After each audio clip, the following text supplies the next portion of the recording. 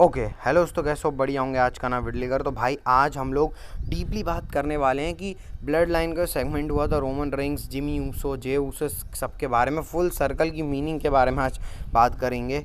और गोल्डबर्ग भाई साहब का भी आज रिटर्न होने वाला है। आज नहीं मतलब रिटर्न होने वाला है डब्ल्यूडब्ल्यू के अंदर जल्दी। एजे ली का भी रिटर्न होने वाला है और बहुत सारी बातें। आपको कुछ नहीं करना है, देखना है वीडियो बिल्कुल लास्ट तक। देर किस बात की, फिर स्टार्ट करते हैं आज का वीडियो। स्टार्ट ही कर लेते हैं हम लोग। सबसे पहले जो फुल सर्कल वाली चीज़ हुई है, सबसे पहले तो आप ये फोटो देख सकते हो भाई। ये जो मतलब जिस तरीके से इन लोगों ने शुरू किया है, सबसे पहले जो ब्लड लाइन मतलब सील्ड का, जो आपको याद होगा 2017 की आसपास की बात है भाई, जब रोमन रेंस, सेथ रॉलिंस और डीन एम्ब्रोस की शील्ड रियूनाइट हुई थी। उससे एक हफ्ते पहले ये जो बैक स्टेज में तीनों का सेगमेंट हुआ था, और ये यहाँ पे जो back stage Roman Reigns, Jimmy Uso, Jey Uso हैं। फोटो बड़ी इंटरेस्टिंग लगी, सोचा आपके साथ शेयर कर सकता हूँ। अब मेन मुद्दे की हम लोग बात करते हैं। जो मैं बोला था ना फुल सर्कल, आज से लगभग 4 साल पहले जब 2020 में रोमन रेंस और जे ऊसो की अपनी एक स्टोरी लाइन चल रही थी, तो जब रोमन रेंस जे ऊसो के साथ अलाइंड हुए थे, तो रोमन रेंस ने ये बोला था कि भाई मैं चाहता हूँ कि तेरा जो बेस्ट वर्जन है वो निकले, वरना जो लोग तेरे को मतलब जे ऊसो और जिमी ऊसो को जो इंडिविजुअल आइडेंटिटी बनाया है उस बारे में बात हो रही कि भाई मैं भी जब डब्ल्यूडब्ल्यू में शुरू में आया था, तब मैं ऊसोस को जानता था। कोई मेरे से बोलता जे ऊसो कौन है भाई, तो फिर कौन है भाई जे ऊसो, फिर सर्च करना पड़ता था। तो वो वाली बात है कि रोमन रेंस से बोला था कि भाई कोई मतलब एक ब्रांड टाइप की उन्होंने बात की थी कि ब्रांड बनो। और आज उसके ठीक 4 साल बाद जब जे ऊसो रोमन रेंस सामने है, तो रोमन रेंस बोलते हैं कि मैं I am proud of you, ऐसे करके। तो ये फुल सर्कल वाली चीज़ें सोच रहे हो, 4 साल पहले और फिर अब जाके कितना ट्रांजिशन आया स्टोरी के अंदर, ये बहुत बड़ी चीज़ है भाई। और यही मतलब इस ब्लड लाइन की स्टोरी को बहुत अपने आप में ही बड़ा बनाती है। और जो ब्लड लाइन के अंदर हो रही है ना छोटी मोटी चीज़ें, छोटे मोटे जो इंसिडेंट होते हैं कि जेकब फाटू सोलो सिकोआ के बीच में फेस ऑफ हो गया, कोडी रोड्स ने बोल दिया जेकब फाटू को भाई ये तो सोलो की परछाई में मत। तो ये सब का सेंस बनाता है, जो भी छोटी छोटी डिटेल होती है ब्लड लाइन में। तो 4 साल पहले की बात है, तो ऐसे ही इसलिए ब्लड लाइन के सेगमेंट में बहुत इंपॉर्टेंट तरीके से देखता हूँ, क्योंकि इसमें छोटी छोटी डॉट्स जो हैं वो आगे जाके बनती है। तो आप समझ रहे हो भाई कितना डीप मामला है इसका। चलो भाई मैं आपको थोड़ा कन्फ्यूज़ कर देता हूँ भाई। ये रूमर्स ही चल रहे हैं भी, ऐसा सच कुछ कंफर्मेशन नहीं है, लेकिन रूमर्स चल रहे हैं कि भाई जो डब्ल्यूडब्ल्यू है वो 1 तारीख से लेकर जो मई 31 है तब तक स्मैकडाउन भी 3 घंटे का होने वाला है। अभी तो रॉ भी 2 घंटा है, स्मैकडाउन भी 2 घंटे, लेकिन जो न्यू ईयर वाला पहला स्मैकडाउन का शो होगा, वहाँ से लेकर जो 31 मई तक का शो होगा स्मैकडाउन के, वहाँ तक 3 घंटे के शो होने वाले हैं। और ये रूमर्स दिए हैं, ऐसा कोई अब रिपोर्ट पता नहीं चली है, लेकिन क्या पता ऐसा हो जाए। और साथ में रॉ के बारे में तो अच्छे खासी तरीके से पता चल रहा है कि भाई डब्ल्यूडब्ल्यू कंफ्यूज है और अपनी मीटिंग्स कर रही है कि नेटफ्लिक्स में रॉ आएगी उसका टाइम क्या होगा। और मेरे हिसाब से मैं आपको बता ही दिया कि 2 से 3 घंटे के बीच में से 2 घंटा 15 मिनट जैसे वेब सीरीज टाइप का नहीं होता, क्योंकि नेटफ्लिक्स है वहाँ पर तो है नहीं। जैसे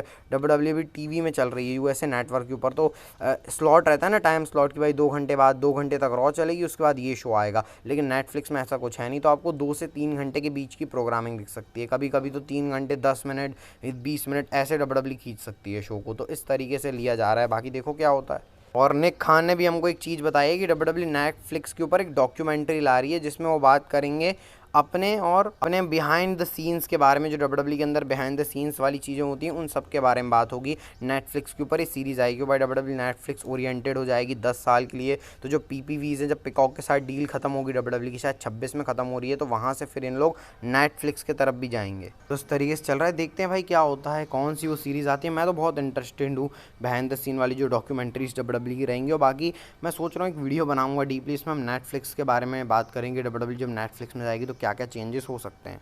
तो भाई मैं वाइट सिक्स का आपको अकाउंट बताया था ट्विटर के ऊपर, जो बहुत क्रिप्टिक अकाउंट है, उसके बारे में हम लोग ज़्यादा बातें करते नहीं है भाई। बहुत सारे इनके ट्वीट्स आते रहते हैं बीच में, लेकिन क्योंकि समझ में नहीं आता है, लेकिन ये ट्वीट थोड़ा सा मेरे को समझ में आ रहा है, तो सोचा आपके साथ शेयर कर देता हूँ। इसके अंदर यहाँ पर लिखा हुआ है कि भाई तुम डिजीज़ हो, मतलब बुरी बुरी बातें लिखी हुई हैं, यू विल ऑल बर्न करके ऐसा लिखा हुआ है, और लायर करके फ़ोटो डाली हुई है इन लोगों ने। अभी किसके ऊपर इशारा कर रहे हैं, ऑब्वियस सी बात है मिज और कैरिंग क्रॉस के ऊपर। तो जो वाइट सिक्स की अगली स्टोरी लाइन चलने वाली है वो मिज और कैरिंग क्रॉस के बारे में ही है, और इसी के रिगार्डिंग ये ट्वीट लग रहा है मेरे को। अब स्टार्ट कब होती है ये देखना बहुत ज़्यादा इंटरेस्टिंग है। मेरे हिसाब से शायद क्राउन जूल के ख़त्म होने के बाद ये स्टार्ट करेंगे। और कैरिंग क्रॉस वाली जो फैक्शन है वो भी थोड़ी डार्क साइड वाली फैक्शन है, तो उनके साथ जो वाइट सिक्स की जोड़ी है वो बहुत ज़्यादा तगड़ी रहने वाली है। और इसका एडिशन इसको और तगड़ा बनाएगा। मिज और ब्रे वाइट की शायद हिस्ट्री भी रही है, तो उससे लिंक करके भी हो सकता है भाई। तो भाई अब जरा बात करते हैं लोगन पॉल के बारे में बहुत टाइम बाद। तो लोगन पॉल ने अपनी इच्छा जताई है कि उनको जेका फाटू के साथ एक मैच करना है, क्योंकि उन्होंने तारीफ़ करी जेका फाटू की भाई उसकी रिंग स्किल्स जो हैं और जिस तरीके से वो प्रेजेंट होता है बहुत ज़्यादा अच्छा है अपने इम्पल्सिव पॉडकास्ट के अंदर। तो आने वाले टाइम में मैं आपको बहुत देर टाइम की बात कर रहा हूँ, अभी तो ब्लड लाइन की स्टोर लाइन ही 2026 तक चलने वाली है। तो आज से 4-5 साल बाद आपको एक मैच देखने को मिल सकता है, क्या पता किसी रेसलमेनिया के शो में हो जाए, क्योंकि लोगन पॉल जो बोलते हैं वो डब्ल्यूडब्ल्यूई कर देती है, क्योंकि लोगन पॉल का जो माइंड है वही प्रॉफिट के हिसाब से चलता है। तो भाई इसलिए डब्ल्यूडब्ल्यूई लोगन पॉल की बात मानती है। क्या पता आपको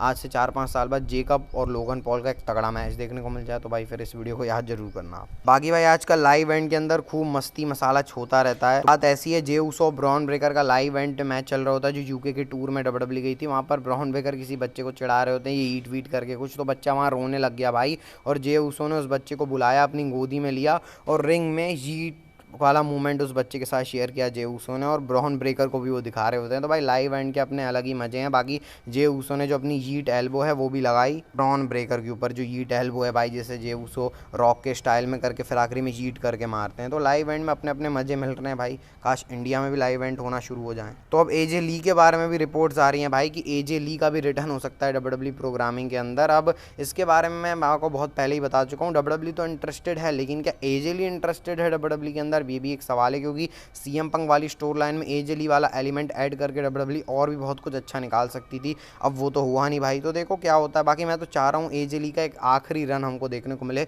सीएम पंक के साथ नहीं, और एज अ हील कैरेक्टर में, क्योंकि मैंने पुरानी क्लिप्स उनकी देखी हैं वो बहुत ज़्यादा इंटरेस्टिंग है। तो क्या पता भाई अच्छा आ जाए एजेली भाई, बस वही बोलूँगा, बाकी कुछ ऐसा पता चला नहीं है। बस बाकी डब्ल्यूडब्ल्यूई तो फुल तैयार है एजेली के लिए, अब एजेली तैयार है वो एक सवाल है। तो चलो भाई बात करते हैं आज की नेक्स्ट फाइनल स्टोरी के बारे में, जो कि जुड़ी हुई है गोल्डबर्ग से, और गोल्डबर्ग क्या आ सकते हैं क्राउन जूल में उसके बारे में। तो भाई ये मैं आपको थोड़ी सी बात बता रहा हूँ, एक्सपेक्टेशन ज़्यादा लेके मत चलना, लेकिन गोल्डबर्ग और गुंथर का मैच सर्वाइवल सीरीज़ में हो सकता है। कैसे गोल्डबर्ग क्राउन जूल में आके गुंथर को कॉस्ट करवा सकते हैं, क्योंकि गुंथर और कोडी रोड्स एक ये बहुत बड़ा मैच, आप लोग उसको रेसलमेनिया कैलिबर का मैच समझ सकते हो, ये हो रहा है। इसमें कोडी या गुंथर जो भी हारेगा इस मैच को वो थोड़ा सा नेगेटिव साइड में जाएगा, तो कोई भी ऐसे तो नहीं हार सकता। तो क्या पता गोल्डबर्ग आके इंटरफेयर कर दें इस मैच के अंदर और गुंथर को कॉस्ट करवा दें, और फिर उसके बाद सर्वाइवल सीरीज़ में गोल्डबर्ग वर्सेस गुंथर का मैच हो। सर्वाइवल सीरीज़ आपको बताइए गोल्डबर्ग के लिए कितनी ज़्यादा अच्छी है, क्योंकि सर्वाइवल सीरीज़ में ही गोल्डबर्ग ने वो जो रोमन रिंग्स का जो रिकॉर्ड है, सॉरी भाई ब्रॉक रेजनर को 36 सेकंड्स में के अंदर हराया था भाई।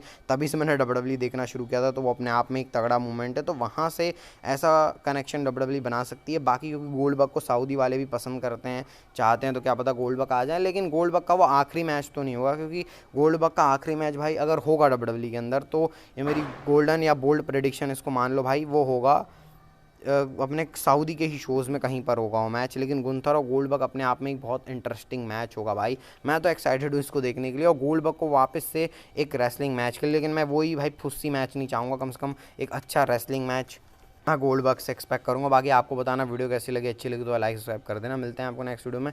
हाल का ध्यान रखना, health is wealth. Bye bye, take care. और भाई मोटिवेशन मिल जाता है, लाइक सब्सक्राइब कर दो, शेयर भी करो भाई इसको। Bye bye.